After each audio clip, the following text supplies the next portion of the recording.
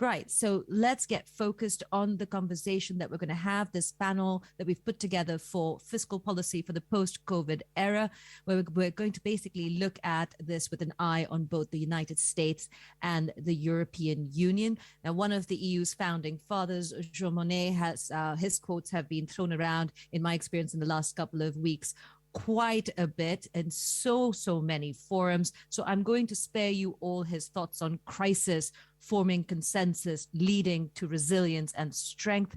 Instead, let's just jump straight into the conversation. Joining me are Clemens Fuest, president of the EFO Institute, Debora Revoltella, she is the director of the economics department of the European Investment Bank. Claudia Sahm joins us. She is Senior Fellow at the Jain Family Institute.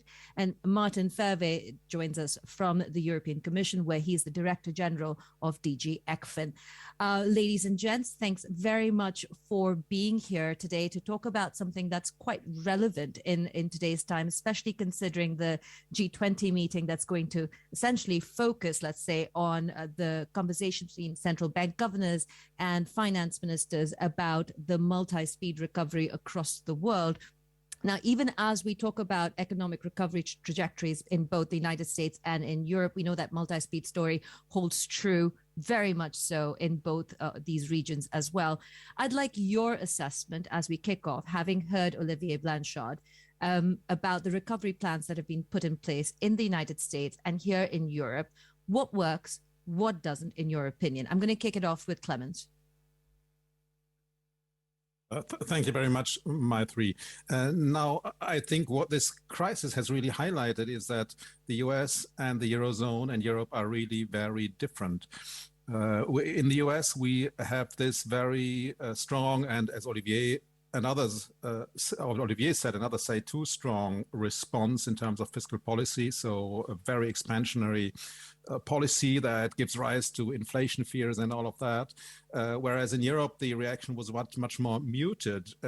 In fact, my impression is that the Europeans think of themselves as having responded in a very bold manner by creating this recovery fund. But if you look at the volume, it's not really so large. At the same time, I do think that this recovery fund is very significant. It's significant in many dimensions. I think overall it's a very positive sign. At the same time, I think it questions a view taken by Olivier, which is that high debt levels do not matter so much. The situation in EMU is different from that of the US, but if we look at how we got through the crisis, the countries that are more highly indebted needed help. We would probably have had something like a return to a Euro crisis scenario without support by monetary policy and without the fund NextGenerationEU. And that is because some countries are highly indebted, and trust of investors in these countries and in the ability of these countries to meet their obligations is limited. And that's why we introduced the fund. Basically, it's a redistributive device to hold the Eurozone together. And while, I think that was the right policy response, it raises this question, is it true that we can live with these very high debt levels we now have? They are higher than ever. And how do we think about the next crisis that will or may or is likely to come within the next 10 years? Will we enter it with some countries beyond 200% debt to GDP ratios, and will they need even more help from others? And will the other countries, the famous frugal four, will they be willing to pay for that? I think these are particularly European questions, which are quite different from this overall question of, how much, fiscal stimulus is needed. And I think one of the tasks before us is find an answer to that in Europe. Thank you. Debora, if I can ask you your opinion. Yeah. So I think what we have to ask ourselves is, in a comparison between the EU and the US policy support during the crisis, is how these programs were designed based on the economic condition and the structural economic condition of the two groups, and what incentive they will bring post in the recovery phase for a transformation of the economy. Where I start is, I start from the assumption that post-COVID and with the digital and green transition, we need to see a structural transformation of the economy. So what we have to look at is how much the fiscal support in the US and the EU is leading and pushing in this direction. And then I think the comparison has to look at a couple of elements. On the one side is size. I think in the US there is a lot of, we just discussed, we just heard now, the different size of the policy support. But on the other side, you have also to consider that at the EU level, there was a strong rule of contingent liabilities that we have seen much less in the US, that have supported very much in a different context the resilience to the crisis. And if you consider the contingent liabilities that have been put in place at the EU level, you actually come to quite a big instrument. So the size matter, if you consider this, is something that we will have to discuss a little bit more in detail later. But then the second point is the incentive that are generated to transformation through this policy support. And here I think that very much the way in which it was implemented, the policy support in the EU and the US is very much different, but because the economy is different. In the US was very much going to households, assuming the corporate sector, the firms, and the labor market would react and adjust. In the European side, it was very much trying to keep a resilience of the system and avoid the scaring effect coming up, but also because the economy is based on completely different structure, labor market, social security. So what is important is now to see post the emergency phase, how much the two different schemes are preparing for the next phase. And the next phase is a transformation of the economy and also reallocation of resources.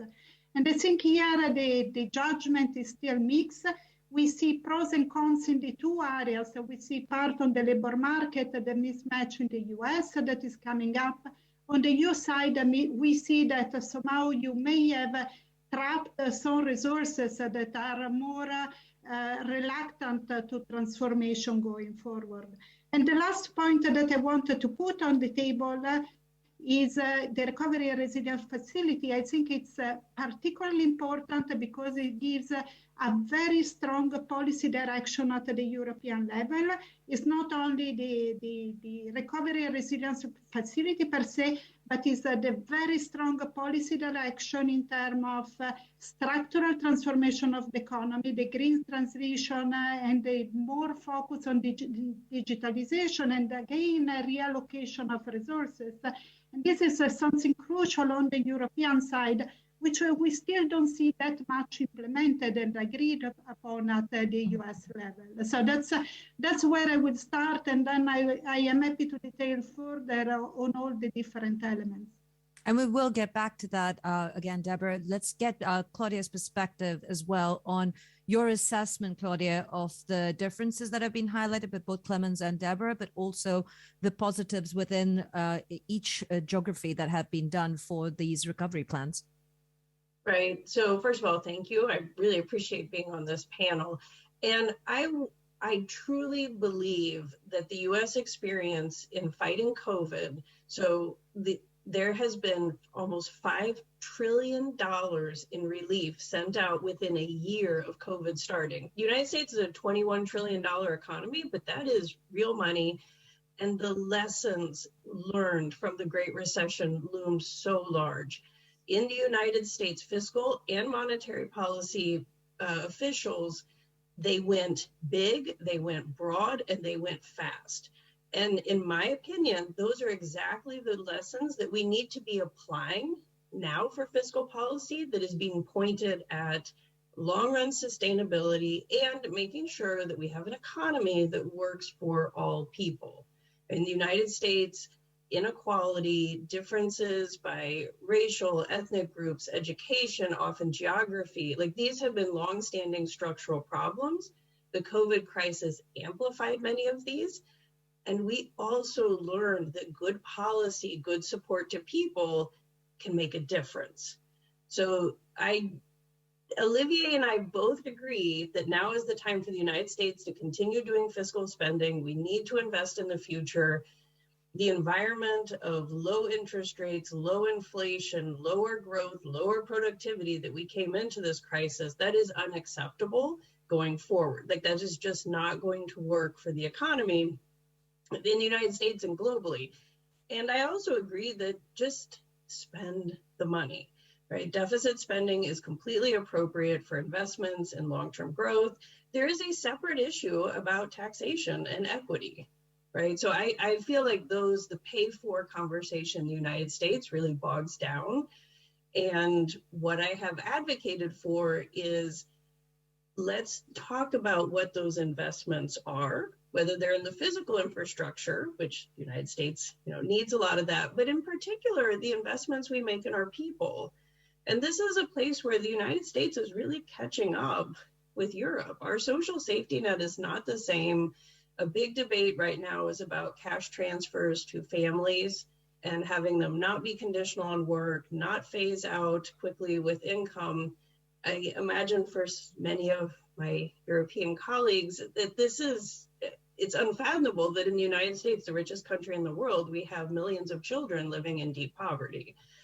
So I think the United States, we tested some of this, right? Cash transfers were a big part of the COVID relief. In the United States, 3 rounds of stimulus checks went to families. In total, for a family of 4, 2 adults and 2 children, they received $11,400 within a year. That's 20% of median family income. Now, Olivier and many other economists disagreed with that last $2,000 check. And yet we went through the most severe crisis, both economically and in terms of the public health, the loss of life, the disruptions. Mm-hmm. To me, that's the moment where you do this and you support people. And the last point is, with resilience, it's not just about helping people in a crisis. We in the United States have to do more in crises because many Americans live in such a precarious financial place. Labor markets don't work the same for everyone. We've had low wage growth, low bargaining power. And frankly, many households didn't have a lot of money going into this. So we'll come back to that point, Claudia, because I think you bring up one that is relevant to a number of regions within Europe as well. So Maarten, I'm going to give the floor to you. Your assessment of the US versus the European recovery plans. Yep. Thank you, and good day to all. Now, I'm not going to actually compare one to the other. Let me say just something on the EU. Here, I would agree with Olivier actually that we can actually be quite satisfied with what we have done in the EU. And here, in reaction to what Clemens said, I want to make very clear that we should not. What we have done is not only creating the recovery fund. This was obviously something what was important, but the EU reacted forcefully and I think timely at all levels. So that applies to the ECB, it applies to the member states, and indeed also to the EU institutions. And so we really need to compare like for like. And if you do that, actually still the reaction was maybe a bit bigger in the US, but the difference is, in particular, if you look at it over a 3-year period, so if you would include what is in the pipeline still for 2022, the difference is actually not all that big, or much less pronounced than some people seem to think. Now, I think the coordinated action on the EU side has worked well when it comes to the fiscal. A very large part of the support went through short-term work schemes. These were also supported by our new SURE instrument. And as a result of that, the impact of the crisis on workers and businesses have been cushioned to a very, very large extent. Now, as I said, this has worked. The economy is recovering again since and strongly, I would say, since the second quarter. Also driven by actually what turned out in the end a rather successful vaccination campaign. Started with some hiccups, but if you look at it where we are now, it compares actually rather favorable to actually all other regions in the world. So now, in the coming years, indeed, the EU will benefit from the Recovery and Resilience Facility. Here, I would again agree with Olivier Blanchard that this instrument has a medium-term perspective, but I think with a very important immediate effect. I mean, the mere fact that we were able in Europe to come together on this instrument in the midst of the crisis, I think gave a lot of confidence to the market, to the people, to the businesses. So I think it had already an effect. Now, to date, implementation is going well. We have approved by now 22 national recovery and resilience plans, and here I would fully agree with Debora that these plans they give a direction, a very important direction to the EU economy and the economy of the member states. It will help in the green transition, in the digital transition, but also to correct indeed some of the weaknesses that were there before the crisis. So I would say, looking at the EU, so far so good, but clearly there are always risks, and I'm sure we come to that later. I think so far so good is a good analysis, Maarten, because that brings up the question of what's next, because that's when we start really truly testing this balance that we've seen in both the United States and in Europe between monetary and fiscal policy, but with everyone talking about 2022 and reverting to somewhat of a normal situation, all of that is going to be targeted and is going to be looked at in very specific ways. Do you all see this wonderful balance that the Eurogroup is so happy with, the United States and the White House seems to be quite happy with? Do you see that continuing down the line as we face the headwinds that we are right now? Who wants to go first? Yeah, I can start again. Maybe you do it in reverse order. but no, I think you point to a very. I think this is actually the crucial question. Are we going to be able to maintain the kind of consensus that we had going forward? And clearly, that is more complicated. Simply because the assessment of the state of the economy is not a very easy one, and there are important questions on how to go ahead, and these questions, they loom large also at the start now of the resumption of our governance review. And here I think when thinking about this, we really need to take into account the facts on the ground as they are today, and try to draw the lessons from the crisis. Now, I would just like to mention a few points here. Now, I think I've listened very carefully to what Olivier Blanchard has said, and I think he had some very important messages that we need to take into account. That said, but also acknowledged by Olivier, that there are a number of caveats. So I would agree that probably to date the perception of what is fiscal space is different from what it has been in the past. But I think one should be careful not to take that too far. Also taking into account, and very specifically, also in the EU, that in the crisis we have consumed quite a bit of the fiscal space, and the crisis is a reminder that you can face periods in which there may be a jump in debt.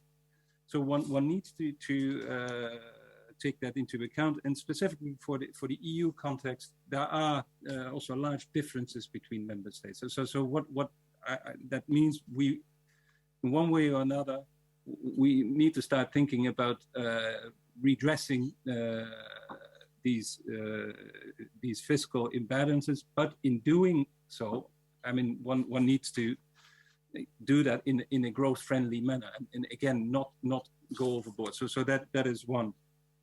The second thing, very important, there is a massive need for public investments, for in particular for the green, and we need to reflect on how to go about. And thirdly, and my last point here, the crisis has shown that the fiscal policy can be a very potent weapon, in particular if the interest rates are at the lower bound. But then it needs to be possible to use that when necessary. But it also means that we need to make sure in the good times that we bring the fiscal position in there, that we can actually, that we have the tools when we need it. So let me stop here. Thanks. Clemens, can I ask you for your opinion on this? Yes, I mean, I would totally agree and underline what Maarten just said. So in good times, we need to gain the room to be able to act in bad times. I think that's really one of the lessons of the crisis. I was, as is natural, more involved in the German fiscal policy debate. Before the crisis, there was the famous Black Zero policy, very much criticized in other countries. But this policy has put Germany into a position to react very forcefully in the crisis and to mobilize massive amounts of support for the economy. And that resulted, or at least contributed, to a relative good economic situation. So the question is, what does that mean for the EU? And I also agree, we are now facing a situation where we need to strike a very delicate balance between, seeing to bringing down public debt in the most highly indebted countries, but without endangering economic growth and the recovery. That is delicate. And it's also quite clear that the current governance we have doesn't look great to achieve that. But reforming that, as we all know, is a difficult task. I think the other big question really is, what about this idea of building back better? Claudia mentioned structural issues, really long-term issues in the US, like the lack of a social safety net, and we have similar issues in Europe as well. And part of that, I believe, is that yes, we have before us this transformation, digitization, decarbonization of the economy. But my fear is one. Not error, but problem of emphasis, let's call it, in Europe, is that we place too much emphasis on what the public sector does.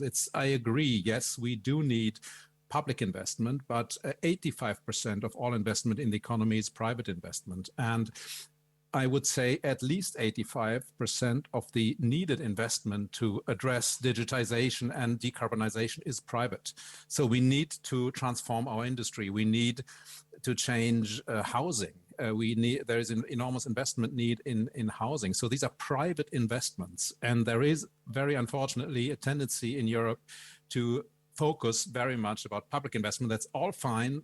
Public investment, we know that, is often a driver of private investment, but it's overemphasized in the European debate. We need to think harder about making Europe an attractive place for private investment, to convince companies and put and private investors and put them in the position to do these investments. So we need a more balanced approach here. Thanks. Balanced approach, according to Clemens. But if I can just ask Debora before I come to you, Claudia, he's talking about the private sector here. You have to deal with this all the time, of finding that partnership and encouraging it. Have you found in the last couple of months that conversation has become a little bit stronger, like the balance that we're talking about between fiscal and monetary policy? Has that balance somehow also been struck with the private sector? Because the people I've been speaking to the last couple of weeks say no. I actually wanted to connect, and I will answer to your question, but I will also reconnect to the concept of rebuilding better and how the private sector is going in this direction, and also thinking at the different approach that has been taken in the EU and the US to the firefighting during the crisis, if you want. And what we are doing is actually we are working, one of the instruments of monitoring what's happening that we use at the European Investment Bank is that every year we run a survey of European firms, 12,000 firms, 1,000 firms as a benchmark in the US that allow us to understand what's happening in the US. And this year we were very much looking also at the impact of the policy support on firms. And what we see is actually what we are really interested in trying to understand is how the crisis affected the firms and how the policy support affected the reaction of firms. And one interesting result that is emerging is actually that at the European level, firms have been very much affected, and we see the impact on 60% of firms slashing sales due to the crisis. But on the other side, the policy support was quite instrumental in the sense that it was distributed very much also to the firms that suffered the most. And one interesting element is that the policy support was allowing firms to hold to their previous investment plans independently on the sales drop. So it was really providing a buffer for firms, even the most affected, to try to keep investing and transforming. But then the question mark is what will happen next, and if firms will have the continued incentive moving. And here something interesting is coming, I think, from the labor market. When we compare EU and the US, in the labor market, what we have seen is the SURE program has been excellent, and the way in which at the European level we have kept people attached to the job has been extremely useful in this phase of the crisis. But if in the long term we think that the labor market will need to have some transformation, structural transformation because of digital, because of the climate transition, or also the structural change due to COVID, and you will have to migrate people from low-skilled jobs to different jobs, then you should have taken this period as a reskilling period. And what we don't see yet is a lot of these attempt to provide the reskilling at the people, at the workers level that didn't take place in the period of the crisis. In the US, on the other side, you had the effect with a very strong impact on unemployment. So then you see that there is the correction. Now you see the mismatch in the labor market, but you can also expect the people to change a job, and while changing job and the mismatch in this moment will provide more incentive for the reskilling on the other side. So somehow you may have these differences into the microeconomic effect of rebuilding better. But there, and I go back to my point, I think the real asset of the European response is the very strong policy direction. And here, one example is really the climate transition, the green transition, and the very strong push in this direction. Again, we go at, we looked at the firm level, so private sector, and we look at what's the biggest impediment for firms to invest in the climate transition and to deal with the climate transition. And the biggest impediment for 70% of firms in the EU and the US is uncertainty on regulation and taxation. And here, the very strong policy direction that is coming at the European side will be a driver for the transformation going forward. And I think it's something quite important to put on the table. Claudia, can I ask you to jump in here, please? Yes. So first, I would push back very strongly on the idea that we are in good times.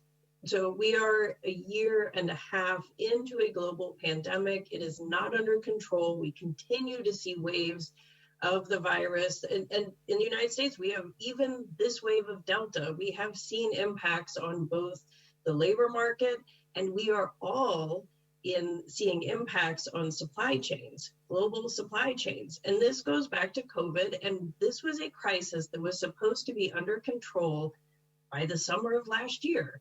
And it is not. And so I think, so there's that first problem, but we are making progress. Vaccines are coming out, not fast enough. There are parts of the world that do not have sufficient access. And then in some parts of the world, like the United States, we have a lot of pushback and political anger, frankly, over various ways of dealing with COVID.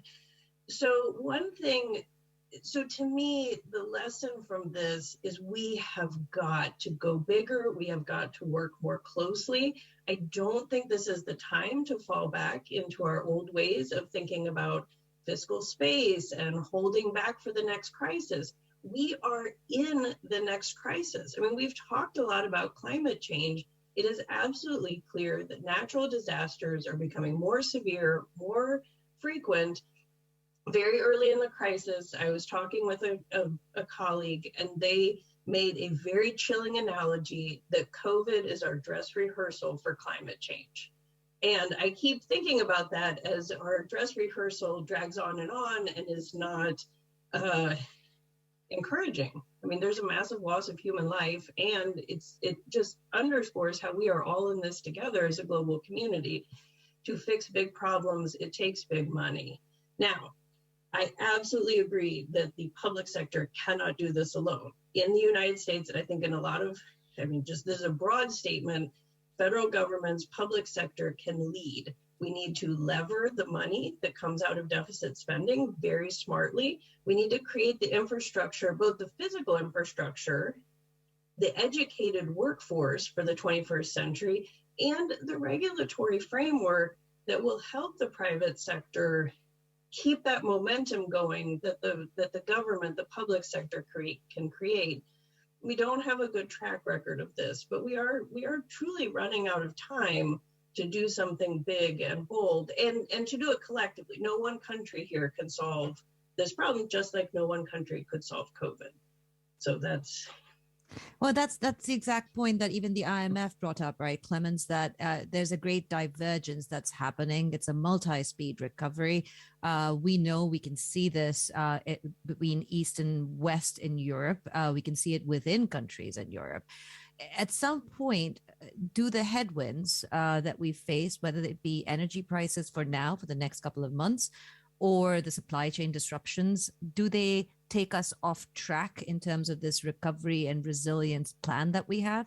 Because I'll give you an example. A couple of days ago, I was in Central and Eastern Europe, where governments and policymakers were gung-ho on the plan, but the private sector was saying, wait a minute, we don't even know if we can survive the next 6 months.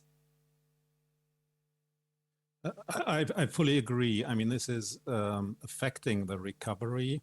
I mean, just last week, we changed our forecast for this year. For Germany, took it down from 3.3 to a growth rate of 2.5. Which is quite a lot, and this is due to supply chain disruptions. Insofar, I would agree with what Claudia just said. You know, the crisis isn't over. At the same time, the question is, what does that mean?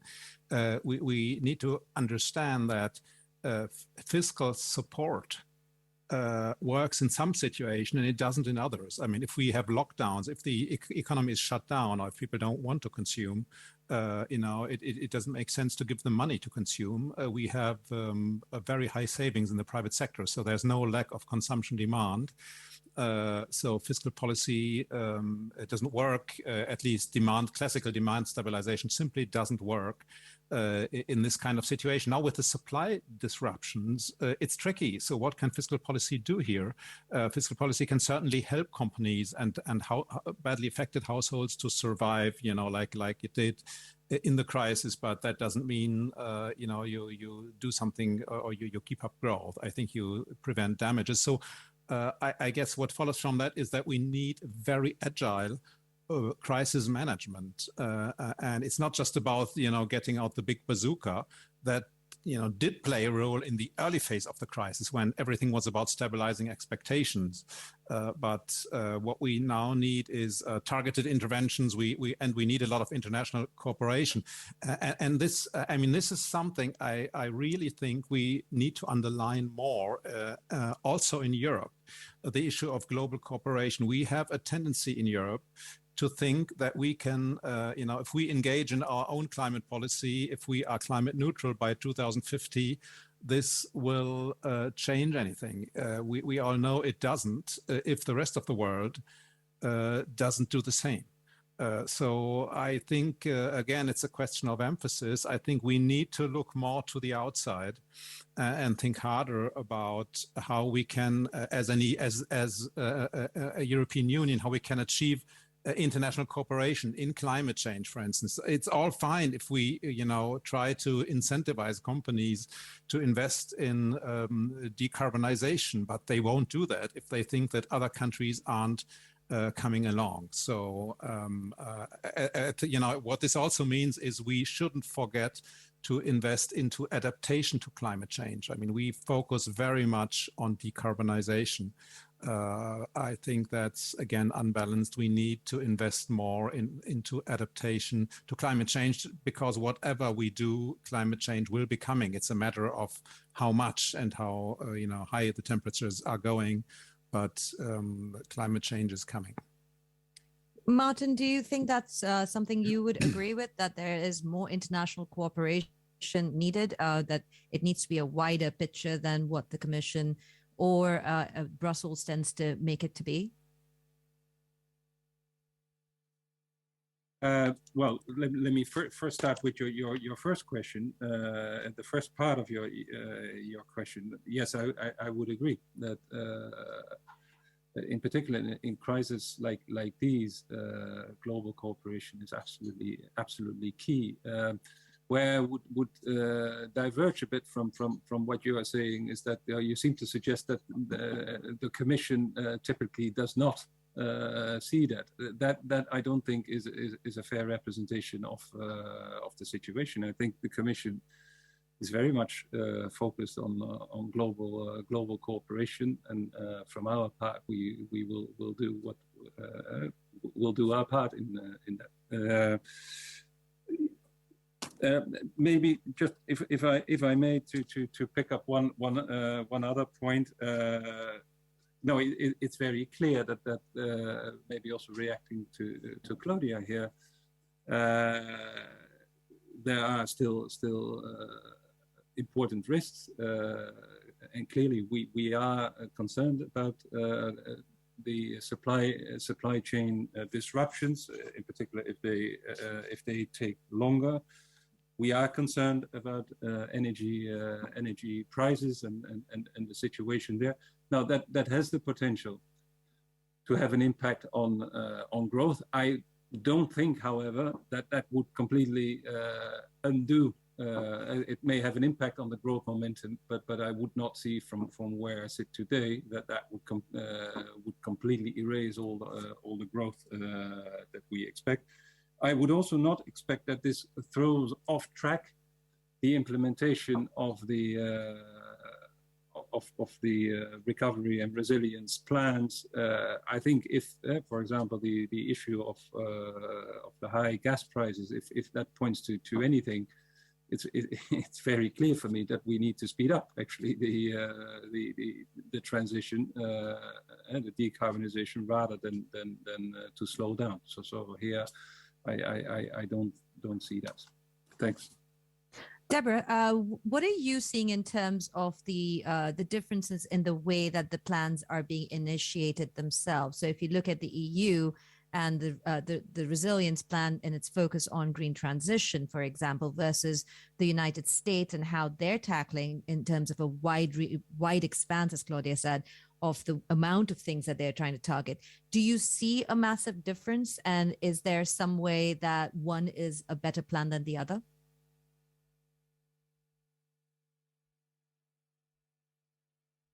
Debora, you're muted.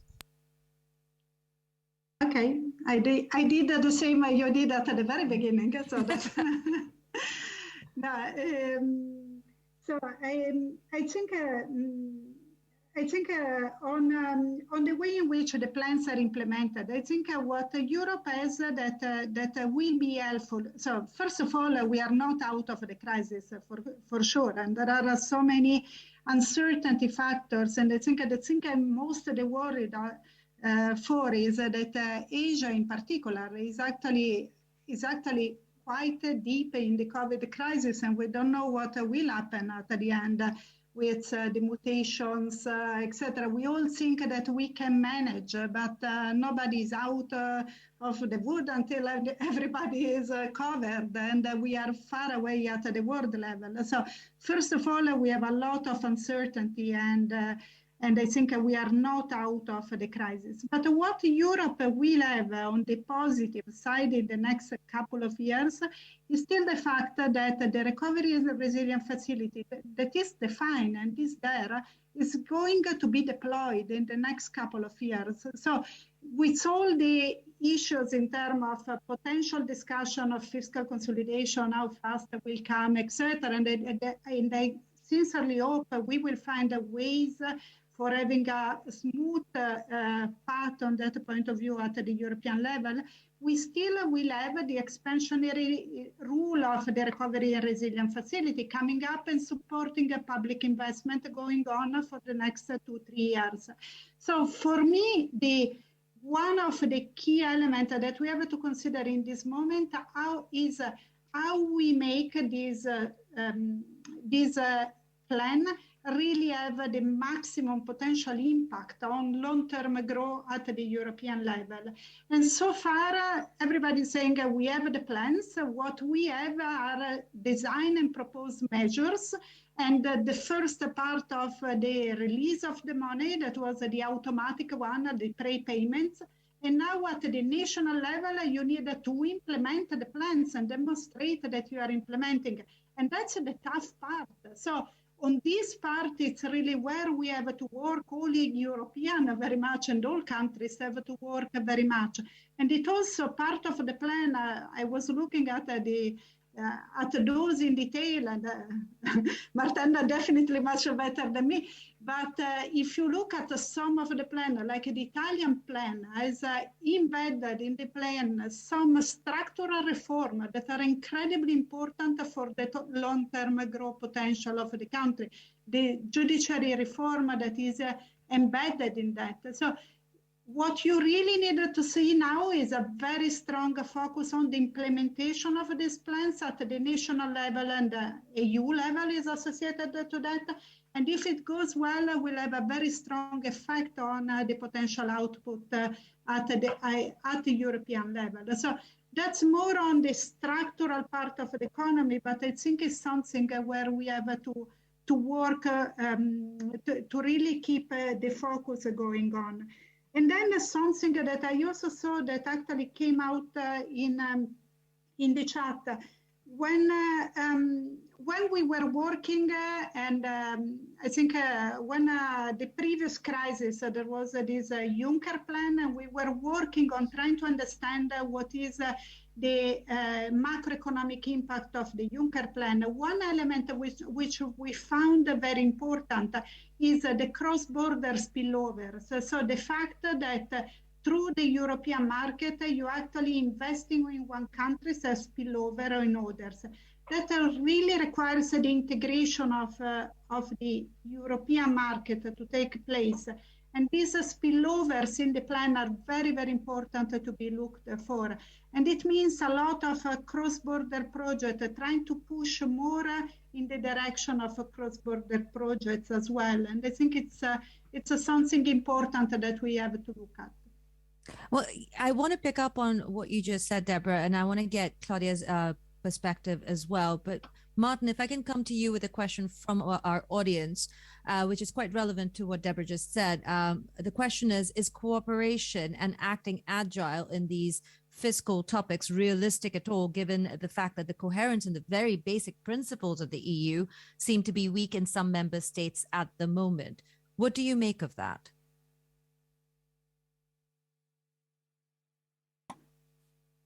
I think fiscal cooperation in the union. I think it is possible, and it is also critical. Now, it is possible. We have actually seen in the crisis where it's maybe a bit paradoxical, but we had actually a large part of our rules suspended.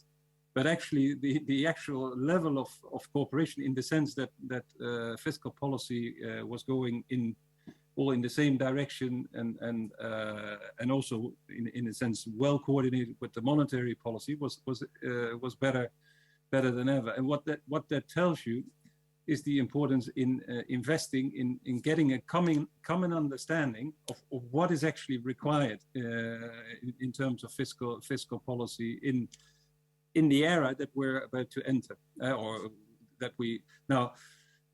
On the agility here, I fully agree also with what Clemens has said. Look, and in a sense, it goes a bit in the direction also what Claudia is. I mean, one needs to be able to.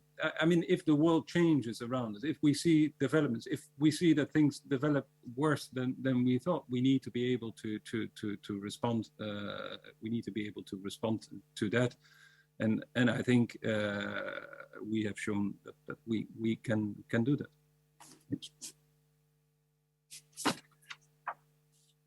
So Claudia, if I can bring you in, I keep muting myself. I should just keep myself unmuted, and ask you your perspective here in terms of implementation, the differences you're seeing in the United States versus an outsider's view of looking into the EU and seeing the implementation process here.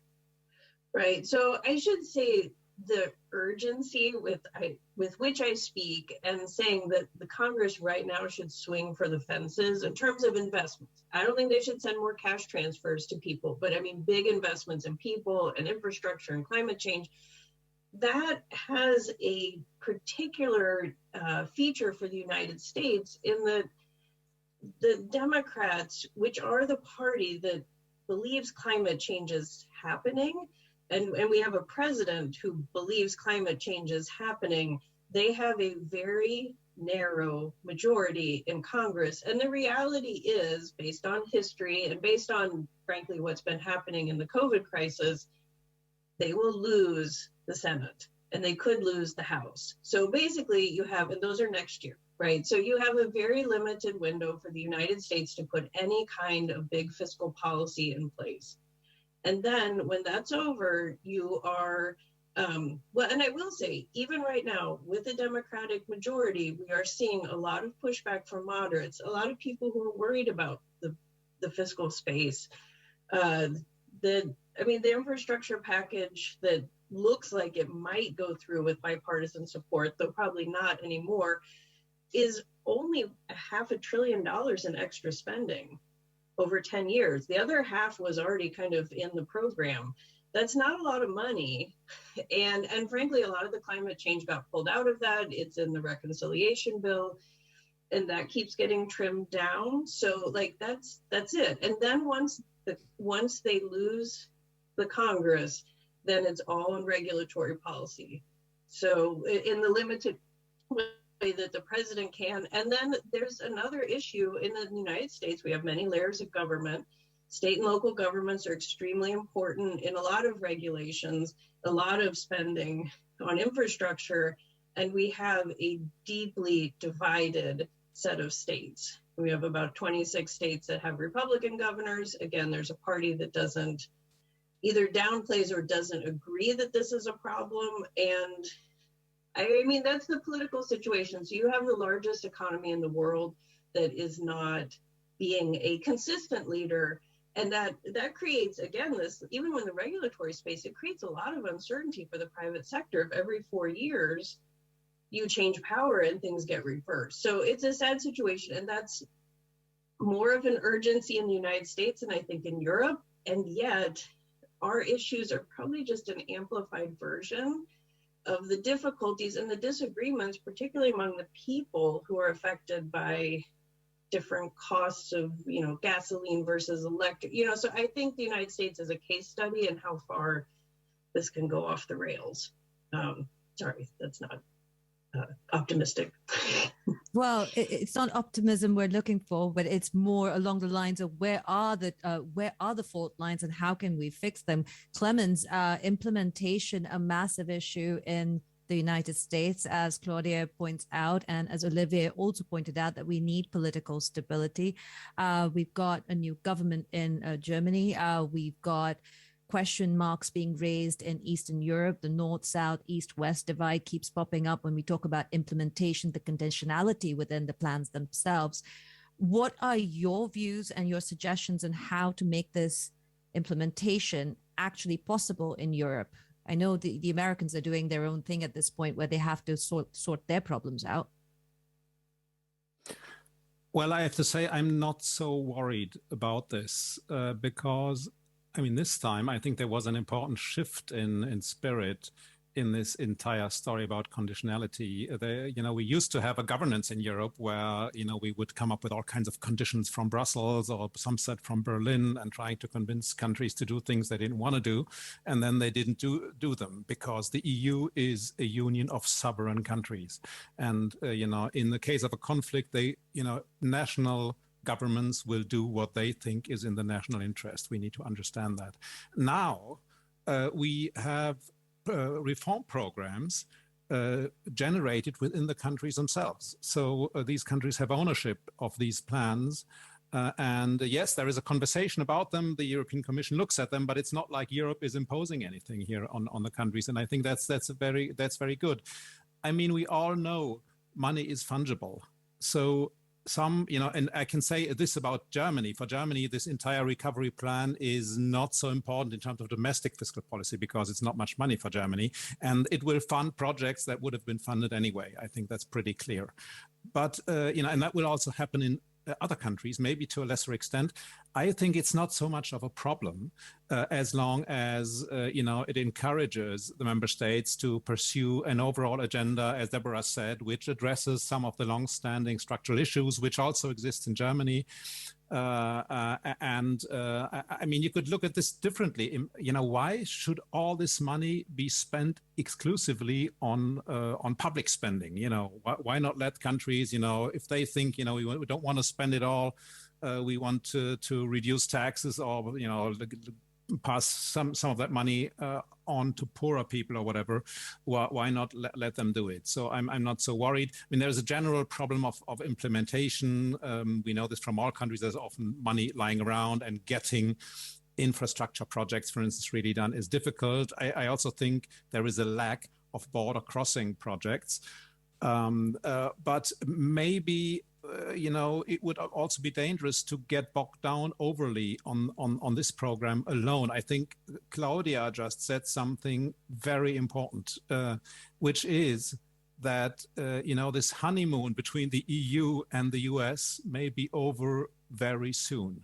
And I think the EU in some ways needs to be much bolder and should be much bolder in thinking about, the way in which it depends on the US in many ways, in security policies, or in many policies beyond the recovery facility.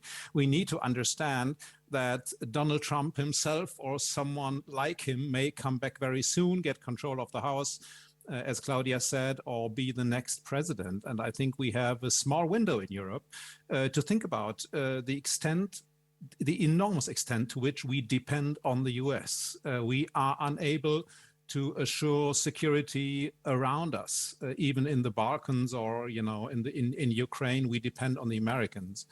If we think about our dependence on the US dollar, these are all critical issues and we need to work on them. I think the EU should prepare for a situation where we get back someone like Donald Trump, unfortunately, and where other countries will not pursue the same kind of climate policies as the EU. So, hope that's not going to happen, but I think we need to be prepared for that and think hard about how we can defend European interests in this kind of very unpleasant environment. If the environment ends up being better, fine. But, I see it, I think it wouldn't be enough if we said, like, oh, we did great in the crisis. We now have this beautiful fund and we can kind of lean back and execute and focus on implementation. I think Europe needs more. And I would also expect the incoming German government to put this on its European policy agenda.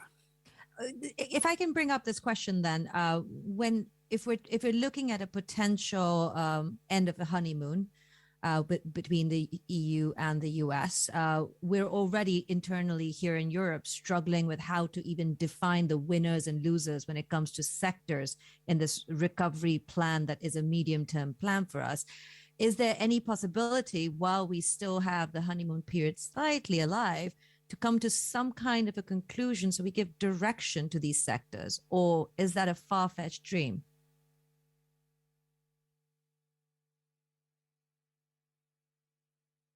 Claudia, you want to take that? And then I'll go to Debora.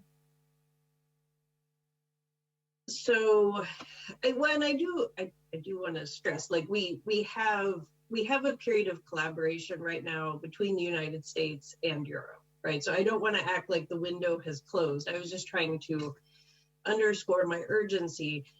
So you raise and you keep raising a really important aspect of not just the recovery, but the path forward in terms of building resilience. We can't think of the economy, whether it's a country, the European Union, or the global economy, as all moving in the same direction. Right. And I think sometimes fiscal policy, when we talk big picture, it's like the dollars. Like in the United States, there's been so much debate about, is it 3 trillion or 2 trillion? And frankly, at the end of the day, there are very specific needs. We have an uneven recovery. We have an uneven economy. And as your point, fiscal policy really does end up picking winners and losers. Now we need to spend a lot of time thinking about how to compensate the losers or move them like to the winner board, but that's not just good policy, it's good implementation.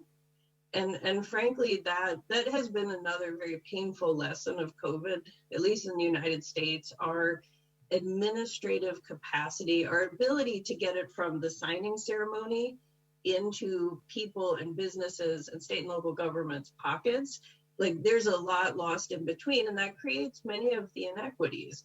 So I think this is a big question, and policymakers cannot try to pretend this is helping everyone in the same way. And we have to move away from this, like there's GDP or there's personal income, right? There's so much going on under the hood that it's really, really important to move the conversation there and to move the conversation to how do you actually administer it? All this takes money, you have to spend money. Debora? On my side, I just want to clarify on something. I don't think that, I think that the challenge at the European level are still huge, and we have a date that is a source of concern for everybody. The 2023, when the general exemption on the Growth and Stability Pact will finish, and what will happen to fiscal consolidation. But the dialogue at the European level has started on how strong the fiscal consolidation path will be and how to protect the public investment and certain form of public investment. So at least what we see is very much a dialogue starting in the direction and work going on. And I think Maarten is much more inside than me on that point of view. But what I see on a potential positive at the European level, and that's where I'm stressing it, and that's also compared to the US, is that we have a kind of agreed narrative at the European policy level that good public investment, particularly in some direction, is needed. We have been working on this narrative and the implementation of this narrative in the last years. So there has been a lot of work at the national level on how to trickle down public investment, how to enhance capacity to deal with public investment, and how to catalyze private investment around the public investment. This is something that we have been working in Europe in the last 5 or 6 years, and I don't think it's something that we have seen in the US that much, and I think it's also what Claudia is telling us. So at the US level, there will need a lot to come in this direction, and our own European experience tells us that it takes time to build the technical capacity, the planning capacity to run these kind of projects. And that's somehow something that shows that the European recovery plan that was probably upfront structured in a completely different way is a huge potential, because it's really looking at how to enhance also long-term potential growth. It has to be implemented, and it has to keep the flows going. If in 2023 we will see a massive consolidation, we can rediscuss. I will not be so positive, but I think we have behind the seeds for a positive, for some positive hope. Maarten, if I can get your perspective in terms of trying to identify winners and losers clearly, because a number of private sector folks I met just a couple of days ago were talking about this. So we're a couple of central bankers that we just don't have a clear picture at this point in Europe. Give me your perspective from the Commission.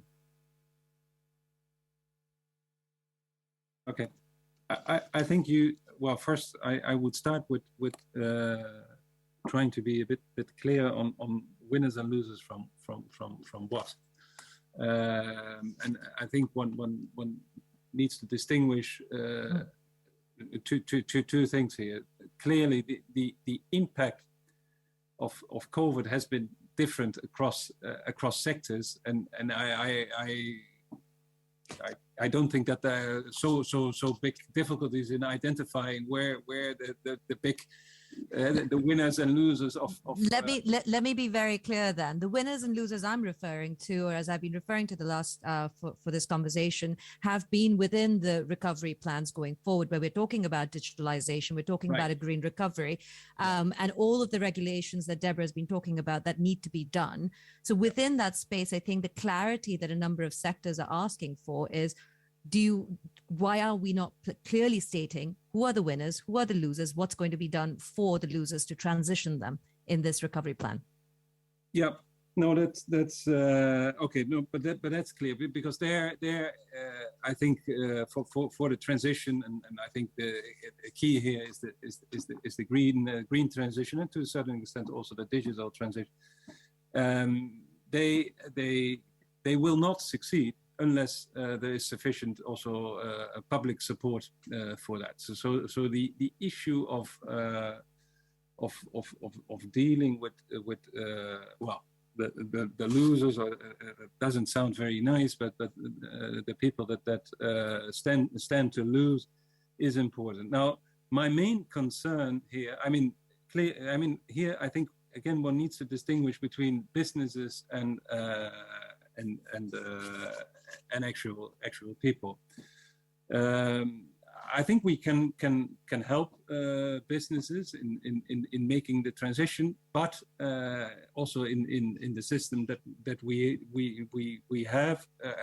I think what is important there in particular is to give clarity and stability on the regulatory framework. I think a point made also by Claudia.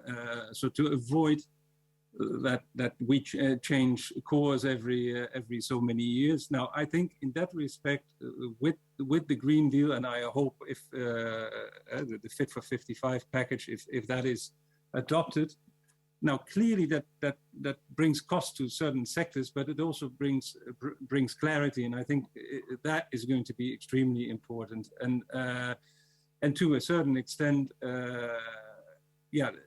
but that's also part of business life. If you are in a sector where there is no future, that is going to affect you. The bigger, so for businesses, clarity, there can be targeted support to develop new technologies, etc. But up to a point. The bigger issue for me is the people, and there it's clear that for people that are reliant on take the extreme, if they are working in the coal industry or in that is going to affect their lives, and here support is needed, and that we need to budget for that also in our fiscal thinking going forward. It's also for this reason that the Commission has proposed, in the context of the Fit for 55 package, also to have a solidarity fund, because here for us it's not just an issue within individual member states. We see the impact between member states also quite different, and this question is going to be key. I'm not so sure that the real problem is not knowing who these people are. It's really making sure that we design it in a way that it actually reaches these people. A critical point indeed, Maarten. So we have just a couple of minutes left, and thank you all for your questions that you've been sending in on the chat and also through other methods. Final question all around, and this is an opportunity to probably leave us with a few policy recommendations that we can push in our own organizations and also get us thinking from all of you. If I can say, 2022 is when everyone somehow is expecting some level of normalization, despite any of the headwinds that we are looking at today. In terms of expecting the private sector demand substituting coming in for public sector support. How do you see next year playing out in terms of both the US and the European economies? And what are some of the warnings you will give and some of the steps that you would suggest are taken immediately for a recovery to be a little bit sustainable going into 2022? I will start with Claudia. All right. So in terms of policy advice, I am extremely concerned that we are going to repeat the mistakes of the last recovery and lean far too hard on monetary policy. It's already sucked a lot of the air out of the policy space debate, and I think it's a mistake. Low interest rates, the Fed cannot do that much. The conversation right now should be about fiscal policy, right? That is where it is at. The other big piece, and I'll just reinforce it from before, we do have, okay, I think that we can do big spending. I think we should do big spending. The reality of the political economy, the reality of the risks is that we will have limited money to do government spending. So we have to lever it well in terms of private sector, and we have to put money aside to administer it well. In Congress right now, they're starting to move towards the idea of focusing on a smaller set of big programs and doing them really well. So I think that's the other piece of advice that I would give. Debora?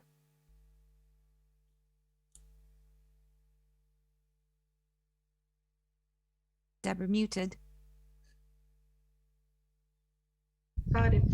I think on the policy support, we need to continue to have a continuing supporting policies, both on the monetary policy and fiscal policy at the European level. We continue to have to focus on maximizing the impact of the fiscal stimulus also in terms of long-term growth. That means implementation of the plans with a focus on impacting a long-term potential growth at the European level.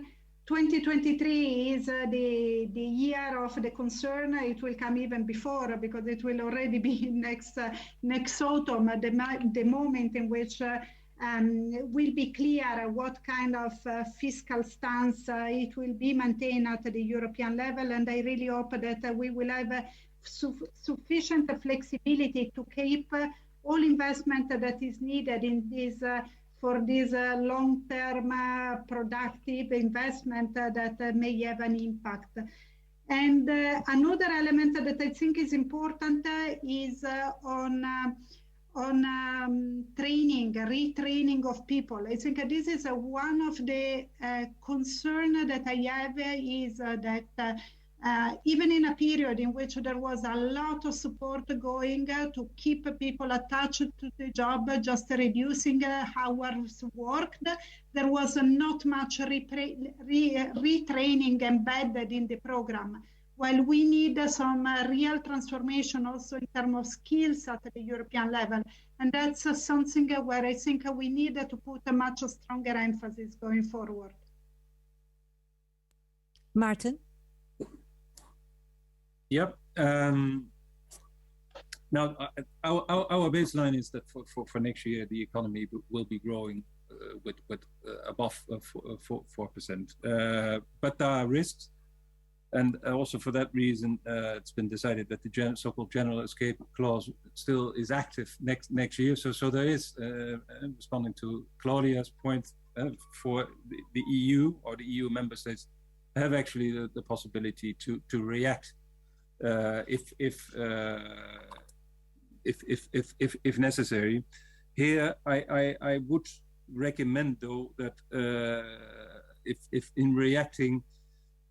In particular for those member states that hide debts, be careful with adding extra recurrent expenditure and so if needed to support the economy, but fine, but do that in with the temporary measures rather than things that have to be reversed later on.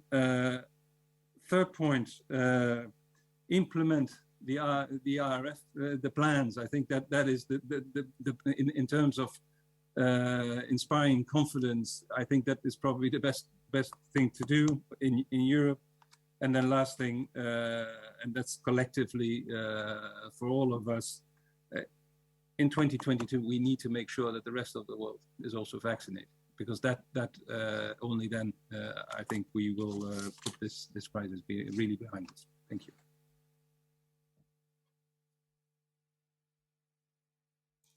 Yeah, I agree. The outlook in general for next year, I would say, is positive, but there is the risk in particular of the supply disruptions. These are very serious risks for the recovery. We've seen this year, and there is a risk that this will continue next year. Nobody knows how difficult this will be or how extensive these disruptions will be. But at least in semiconductors, it will last longer than until next year. So, we have a risk there. Apart from that, I would say, if we think about, if we return to the narrower area of, the European Green Deal and all of that, I think we need to place more emphasis on consistency. We are acting in many areas, but many of these policies, yes, they are green, but they are not really fitting together. So there's a lot of activism. And I think it's very important to understand that private investment in many areas will only come up if companies are convinced that the complementary structures are there. I think a very simple example is energy supply, including in my own country, in Germany. So companies here are currently stopping investment projects because they are not convinced that the energy supply will be available, supply of a quality and quantity which is appropriate, because we don't have a consistent energy policy. And then we need things like infrastructure for electric cars, charging stations. It's trivial, but if we look in particular at what's going on in Southern Europe in this area, if you put the perspective for this infrastructure next to the CO2 directive, which basically stipulates we need 50% of electric vehicles, it's inconsistent. It will not work unless things change. So I think we need to place more emphasis on the consistency of these different programs, and I think it's something that's possible. And if we achieve that, great. But there are many actors involved: the national governments, the European level. As always, it's complicated in Europe, but I think we need to take this very seriously. Well, thank you all for your thoughts. So consistency, implementation, solidarity, and not being afraid of throwing the big money at a problem with a serious solution available. For that, I thank you all for your thoughts. We're going to say goodbye to our wonderful panel, and please do write into them and to do write in our chat box what you thought, and of course contribute your questions for our next coming sessions. My thanks to Clemens, Debora, Claudia, and Maarten for your contributions today. We're going to take another quick break and meet back here in about 25 minutes at 4 o'clock CET for a keynote by Daniel Gross, the director of the Center for European Policy Studies. We'll see you then. Thank you.